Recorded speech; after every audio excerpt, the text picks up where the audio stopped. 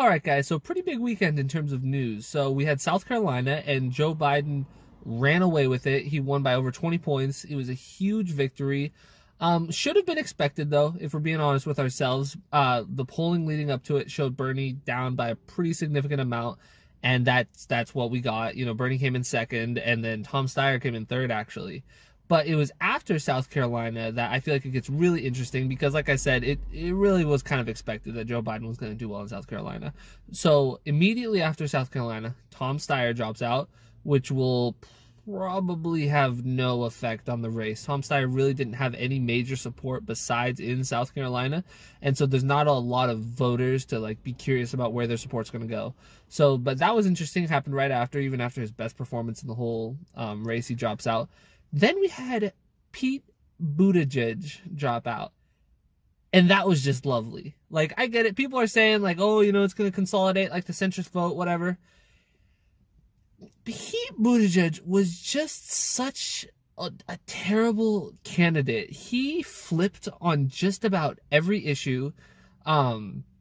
He had no, like, political ideology behind him. He was purely just...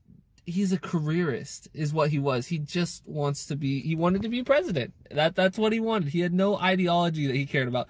He just wanted to be president. And when he saw that the progressive wing of the party was locked in with Bernie, he said, I guess I'm going the centrist way. And he just, oh gosh, and all his little word plays, Medicare for all who want it.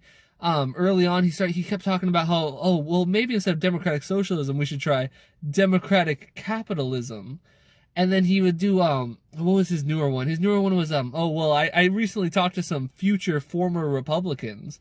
And he just, all these little word things trying to be clever. I couldn't stand him. I really couldn't stand Pete Buttigieg. It was a toss-up between Pete Buttigieg and Michael Bloomberg as the two candidates that I detested the most. Now I guess Michael Bloomberg wins that award because Pete Buttigieg is out of the race. And then after Pete Buttigieg, we saw Amy Klobuchar also fall out. And hers was also expected. Hers was more expected than Buttigieg, in my opinion, just because Buttigieg actually had delegates. He had performed well in Iowa and New Hampshire to an extent. So Amy Klobuchar's was definitely more expected. But so the real question is about, not like Tom Steyer, Amy Klobuchar and Pete Buttigieg actually had a pretty decent amount of support, like a significant amount of support. And so where's that support going to go? Most people would assume that support is going to go to Joe Biden, particularly because Amy Klobuchar and Pete Buttigieg are endorsing Joe Biden. And also, I literally saw this right as I was about to start filming this video. Beto O'Rourke is also endorsing Joe Biden. So some would consider big endorsements for Joe Biden going into Super Tuesday. Now, what does this mean? So if you look at the polling data, originally...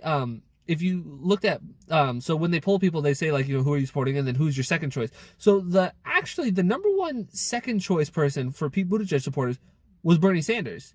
And then as it progressed, it became more Amy Klobuchar and Elizabeth Warren, I believe. But originally it was Bernie Sanders, and Bernie Sanders still did pretty well with Pete Buttigieg supporters. And you might wonder, like, how is that possible? They're so ideologically different.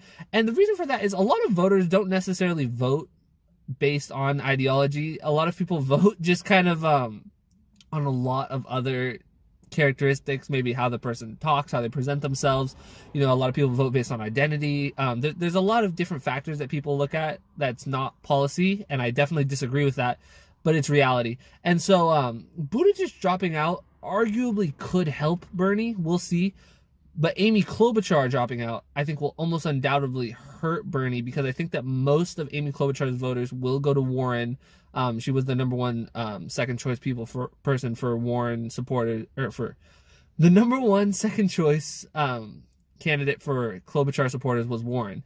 And so I think that will help Warren not necessarily win any states in Super Tuesday, but reach the viability threshold. So the way it works is a lot of states, you have to get about 15% of the vote to get any delegates. And so a state like California, Warren was floating right around, I think, 11%, maybe like 12%, which would be under viability, so she wouldn't get any delegates. And theoretically, Bernie was so high and no one was at viability that Bernie could have gotten all of California's delegates. But with Amy Klobuchar dropping out, there is a good chance that Elizabeth Warren will go above that viability threshold and siphon out. She won't get like the majority of delegates, but she will siphon off some of the delegates from Bernie, which ultimately will affect him getting the majority and whether or not we're going to have a contested convention. And so what do I think about these people dropping out? I think that there were 100% some deals made behind the scenes.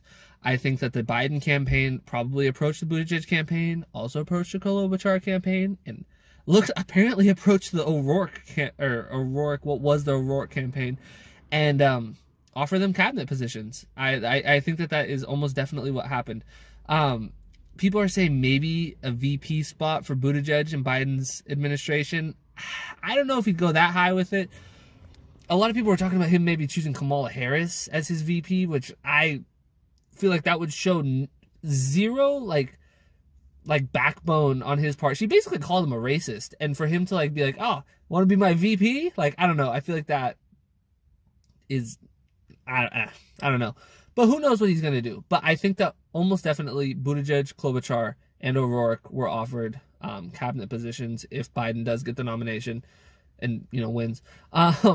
So I think that is why they dropped out and why they chose now to drop out right before Super Tuesday, to basically a full court attempt to try to solidify the establishment vote behind Joe Biden and just hopefully cut into, because I really don't think that even with this though, Bernie is still going to perform very well on Super Tuesday. And no matter what, he is going to do really, really well.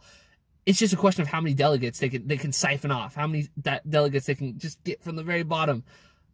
And maybe there'll be some, who knows how much, because you got to think about it. He got the Buttigieg endorsement, Klobuchar endorsement, and O'Rourke endorsement. So like you'd think that those are big, but you got to remember these are candidates who weren't doing especially well. Like if they were doing really well, they wouldn't have dropped out. Buttigieg was arguably doing the best, but even he wasn't doing very good. He wasn't poised to perform very well on Super Tuesday. The only candidate poised to perform well on Super Tuesday is Bernie Sanders. Bernie Sanders was tied with Amy Klobuchar in her home state. Now he's probably going to win Minnesota now that Amy Klobuchar is out. He's beating Elizabeth Warren in Massachusetts, and he's probably going to win Massachusetts. He's going to win Texas. He's going to win California. Joe Biden might do well in the South. That's where he's forecast to do the best. But even there, I think Bernie Sanders is going to run away with it. I really do. I don't know if he's going to be able to seal the deal with getting the majority, but I don't see a scenario where he doesn't get the plurality. No one else has a chance of getting the plurality besides Bernie Sanders. Anyway, so we got a lot to look forward with for Super Tuesday. I'm really excited. It's going to be amazing. And yeah, hope you guys enjoyed. If you disagreed with anything I said, please leave a comment below. And if you did like it, make sure to like and subscribe, and have a great day.